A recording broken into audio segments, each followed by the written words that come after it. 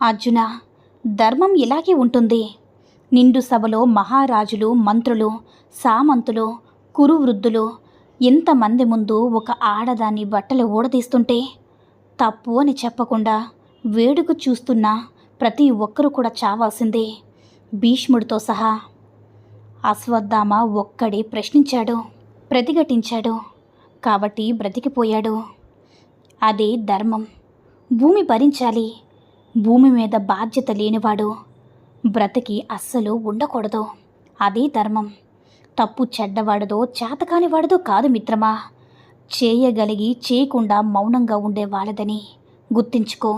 సమర్థులు నాకెందుకులని ఇంట్లో కూర్చుంటే అసమర్థులే రాజ్యాలు ఏలుతారు. ఇదే భగవద్గీత. ఈ భూమి మీద మొలిచిన ప్రతి ప్రశ్నకి ఇందులో సమాధానం దొరుకుతుంది. చదువు నీలో మార్పు వస్తుంది, దారి కనిపిస్తుంది, నీ జీవితం మారుతుంది. ఈ ప్రపంచంలో కృష్ణుడు లాంటి మిత్రుడు లేడు, హనుమంతుడు లాంటి భక్తుడు కూడా లేడు, శ్రీరాముడు లాంటి భర్త కూడా లేడు, పరశురాముడు లాంటి గురువు లేడు, సీతమ్మ లాంటి భార్య లేదు, లక్ష్మణుడు లాంటి తమ్ముడు లేడు, కర్ణుడు లాంటి దానం చేసేవాళ్ళు లేరు, సంస్కృతం లాంటి భాష లేదు, భారతదేశం లాంటి దేశం మరొకటి ప్రపంచంలోనే లేనే లేదు మిత్రమా. ఈ మనుషులు ఎలాంటి వారంటే కనిపించని ఆ దేవుణ్ణి దేవుడా నాకు ఒక్కసారి కనిపించు అని అడుగుతారు. కానీ కని పెంచిన అమ్మానాల్ని అస్సలు పట్టించుకోరు. జీతం ఇచ్చేవాడి మాట వినకపోతే మీ ఉద్యోగం మాత్రమే పోతుంది మిత్రమా. కానీ నీకు జీవితాన్ని ఇచ్చిన తల్లిదండ్రుల మాట వినకపోతే మీ జీవితమే వృధా అవుతుంది. గుర్తించుకో. కాలం కలిసి ఉన్నప్పుడే అందరూ కలిసి ఉండాలి. ఆలోచించుకోండి. ఒక్కటే గుర్తుపెట్టుకోండి, డబ్బు భగవంతుడు కాదు, అది మీతో పాటు పైకి రాదు. కాకపోతే డబ్బు ఉంటే మీ ఆలోచనలు దిగచారవు. డబ్బు జీవితంలో ముఖ్యమే, కానీ అదే జీవితం కాదు. డబ్బుకి చాలా కొద్ది ప్రాధాన్యత ఇవ్వాలి మిత్రమా. ఒక వ్యక్తి ఎదుగుతుంటే ఎదగనిద్దాం. ఇంకా ఎందుకంటే వాడు ఎదిగితే 10 మందికి అవకాశాలను ఇస్తాడు కదా. పడిపోయే వ్యక్తిని పట్టుకుందాం. ఎందుకంటే వాడు పడిపోతే వాడిని నమ్ముకున్న వాళ్ళు కష్టాలు పాలవుతారు. జీవితంలో ఎదుటివాడు ఓడిపోవాలని కోరుకోకూడదు మిత్రమా. మనం గెలవాలనే సంకల్పం మాత్రమే ఉండాలి. అది ఉన్న రోజున గెలుపు నీ తడుపు తడుతుంది. మిత్రమా, నమ్మలేని నిజం ఒకటి చెప్పనా. గుండెల్లో ఉన్నవారు జీవితంలో ఉండరు, జీవితంలో ఉండేవాళ్ళు గుండెల్లో ఉండరు. ఆ దేవుడు ఎంత విచిత్రంగా మన జీవితాలు రాస్తాడో కదా. జీవితంలో మనతో ఉండని వాళ్ళని మనకి పరిచయం చేస్తాడు. జీవితాంతం వాళ్ళ వల్ల బాధపడుతూ జీవించేలా చేస్తాడు. అందుకే ఎవరిని కూడా ఎక్కువగా ప్రేమించకండి. ఎవరి మీద ఆశలు పెట్టుకోకండి. మనం ఎవరినైతే ప్రేమిస్తామో వాళ్ళే మనకి కన్నీళ్ళు తెప్పిస్తారు. మనం ఎంత ప్రేమించినా వాళ్ళు మనతో ఉండరు. కానీ వాళ్ళు జీవితంలో ఉండరని తెలిసినా మనం ప్రాణం పోయేదాకా వాళ్ళని మర్చిపోలే మిత్రమా. ఇదే మన జీవితం. మనిషి అన్నవాడు కష్టాలకి దూరంగా ఉండాలి అనుకుంటాడు. మనసున్నవాడు కష్టాల్లో ఉన్నవారికి దగ్గరగా ఉండాలి అనుకుంటాడు. మిత్రమా, నువ్వు ఎంత బిజీగా ఉన్నా నీకోసం ఆలోచించే, నీకోసం ఎదురు చూసేవాళ్ళు ఉంటారని గుర్తుంచుకో. ఇతరుని బాధ పెట్టడం నీటిలో రాయి వేసినంత సులువు. వారిని తిరిగి మామూలు స్థితికి తేవడం ఆ రాయిని వెతికి తీసుకొచ్చేంత కష్టం మిత్రమా. అందుకే ఎవరిని బాధ పెట్టకుండా ఉండాలి. చదువు పాఠం చెప్పి పరీక్ష నేర్పిస్తుంది, కానీ జీవితం పరీక్ష పెట్టి పాఠం నేర్పిస్తుంది మిత్రమా. రాత్రి పడుకుంటే పగలు లేస్తామో లేదని గ్యారంటీ లేని ప్రాణాలు మనవి. కాబట్టి అలాంటి జీవితంలో ఆస్తుల కోసం అడ్డదారులు తొక్కడం అవసరమా మిత్రమా? ఒక్క క్షణం ఆలోచించుకో. గర్వం తలకెక్కితే శ్మశానం వైపు చూడు.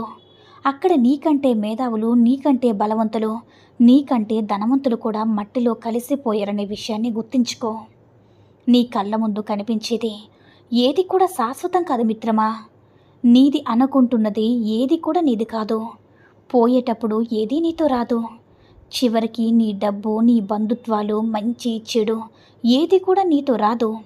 అన్నీ ఇక్కడే వదిలేసి పోవాల్సిందే.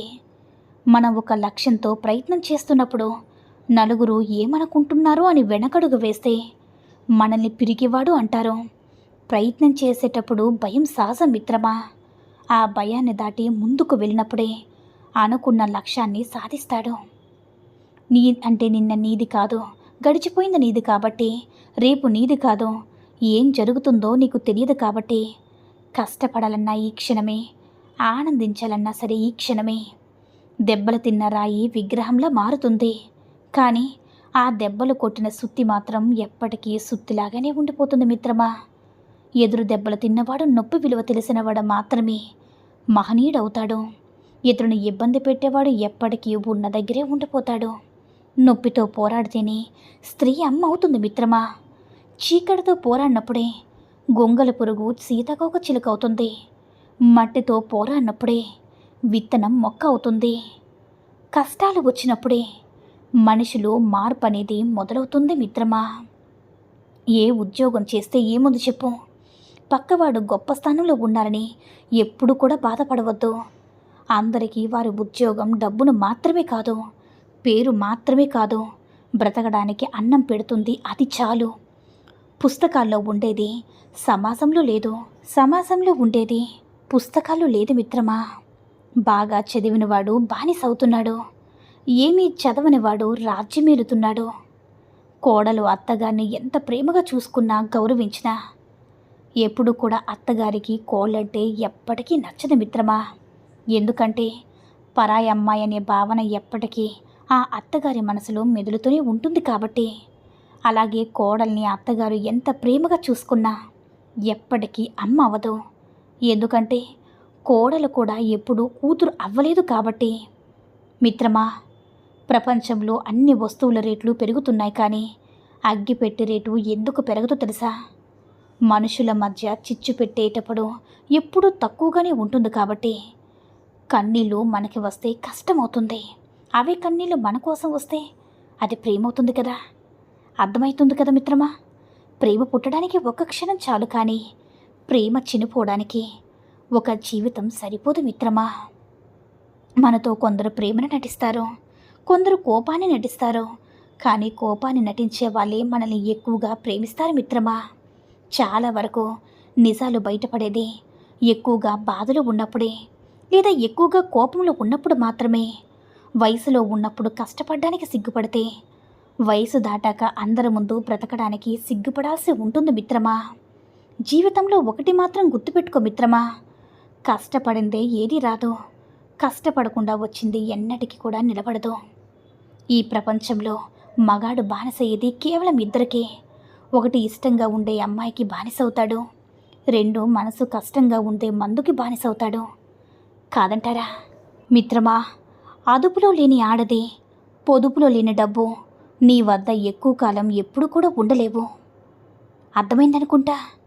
ఈ సూక్తుల్లో ఏ సూక్తి నచ్చిందో కామెంట్ చేయండి.